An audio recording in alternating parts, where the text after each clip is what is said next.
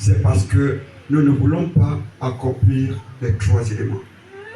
Tant que les 3 ne sont pas d'accord en nous, nous allons continuer à dépendre des hommes. Le premier élément, c'est d'abord la mort. Amen. C'est d'abord la mort. Ramène-nous ma fille Ézéchiel 36, verset 26. C'est d'abord la mort. Maman, si tu ne meurs pas, tu ne peux pas être agréable à Dieu. Ézéchiel 36, verset 26 à 27. Si tu ne meurs pas, tu ne peux pas pousser. Qu'est-ce qu'il dit? Écoutez. Je vous donnerai un cœur nouveau et je mettrai en vous un esprit nouveau. Je vous donnerai un cœur nouveau parce que le cœur que tu as hérité de papa et de maman ne peut rien faire. Voilà pourquoi il dit il te donnera un cœur nouveau. Vas-y. Et je mettrai en vous un esprit nouveau. Et il mettra en nous un esprit nouveau. Voici encore des éléments. Un cœur nouveau, ça dit c'est la mort. Tu meurs et il te donne son cœur. Et maintenant, il te donne son esprit. Amen. Vas-y. J'ôterai de votre corps le cœur de pierre. Tu avais le cœur de pierre que tu as arrêté de tomber dans la mer. Voilà pourquoi tu as du mal à dominer le péché. Voilà pourquoi tu continues à mener la vie d'impudicité. Voilà pourquoi tu continues encore à mentir. C'est parce que le cœur de ton père, de ta mère que tu as hérité là, c'est un cœur de pierre. Ce cœur-là ne peut pas dominer le péché. Le péché qui t'amène de jour en jour en enfer. Ce cœur-là, il fallait que tu meurs. Et tu aies le cœur de Dieu. Vas-y ma fille. Et je vous donnerai un cœur de chair. Yes. Je mettrai mon esprit en vous. Et il met son esprit en toi. Et je ferai en sorte que vous suiviez mes ordonnances. Amen.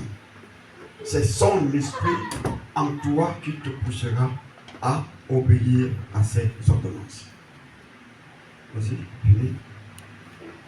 Et que vous observiez et pratiquiez mes lois. Yes. Vous habiterez le pays que j'ai donné à vos pères. Merci.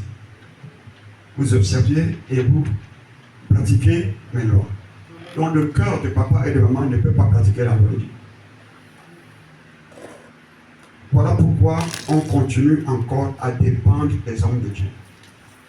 Et maintenant, même certains hommes, soi-disant de Dieu, tous ceux qui n'ont pas ces 3 éléments, quel qu'en soit leur bon bavardage, quel qu'en soit leur bon français, si les 3 éléments ne sont pas d'accord sur ces hommes de Dieu, vous allez passer tout votre temps devant ces hommes de Dieu et vos vies ne changeront pas. Parce que ces hommes de Dieu, ils ne prêchent pas l'esprit, mais ils prêchent la lettre. Et c'est ça qui fait, donc vous avez l'émotion, parce que tellement il parle bien français, tellement il fait bien son spectacle, tellement ça touche le corps, ça fait un genre, ça donne la chair de coq. Mais sauf que l'esprit ne change pas. Je ne peux pas donner ce que je n'ai pas. Si maman avait la connaissance de la carrière que tu pouvais faire, elle te l'aurait communiqué cela. Mais maman n'a pas les compétences requises pour savoir ce que tu dois devenir. Voilà pourquoi nous disons que nous les parents, nous ne sommes que des gérants. C'est Dieu qui est le propriétaire de nos enfants. Amen. Alors, tu ne peux pas donner à ton enfant ce que tu n'as pas. Si tu as la pauvreté, tu vas donner la pauvreté à ton fils. Et quand il sera fatigué de la misère de papa et de maman, il va se mettre dehors, commencer à faire des mauvaises choses. Le plus intelligent, il va commencer à étudier. Le plus intelligent, il va commencer à lire la Bible, à suivre papa, maman à l'église. Pour que les mêmes échecs de ma mère ne soient pas pour moi. Amen. Donc, cherchons à obéir à la parole de Dieu. Si tu n'obéis pas, il dit que si tu désobéis, tu n'es pas différent d'une sorcière. Est-ce que vous entendez ça? Dit la désobéissance à sa parole, c'est comme si tu prenais une arme, tu te tirais toi-même sur la tête. Tu as obéi aux études. Aujourd'hui, tu es derrière un bureau. Tu as un salaire parce que tu as obéi aux études. Dieu qui nous ramenait en Syrie, le Dieu qui est en train de changer nos vies. Pourquoi nous ne voulons pas l'obéir? Pourquoi nous voulons dépendre des hommes? Et ces hommes à qui vous dépendiez depuis, est-ce que vos vies ont changé?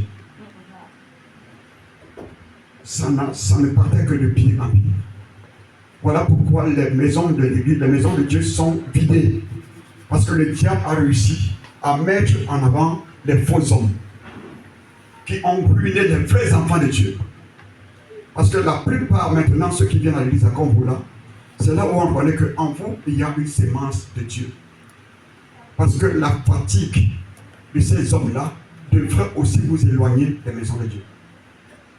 La plupart restent maintenant derrière les écrans, ils commencent à regarder les hommes de Dieu, les publications sur YouTube. Mais quand on vous voit venir ici, encore, après plus de 25 ans, vous continuez à venir, ça veut dire qu'il y a une sémence en vous. Amen. Amen. Dieu a mis une sémence en vous. On dit que ce que Dieu a béni, l'homme peut retarder, mais il ne peut pas l'empêcher. Amen. Il ne peut pas l'empêcher de s'accomplir.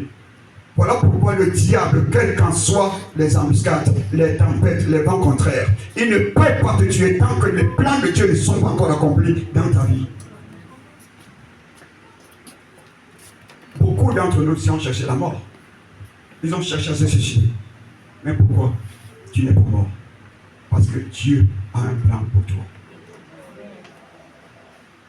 Dieu a un plan pour chacun de nous. Si ce n'est pas pour toi, c'est sûrement pour tes entrailles. Amen. Amen.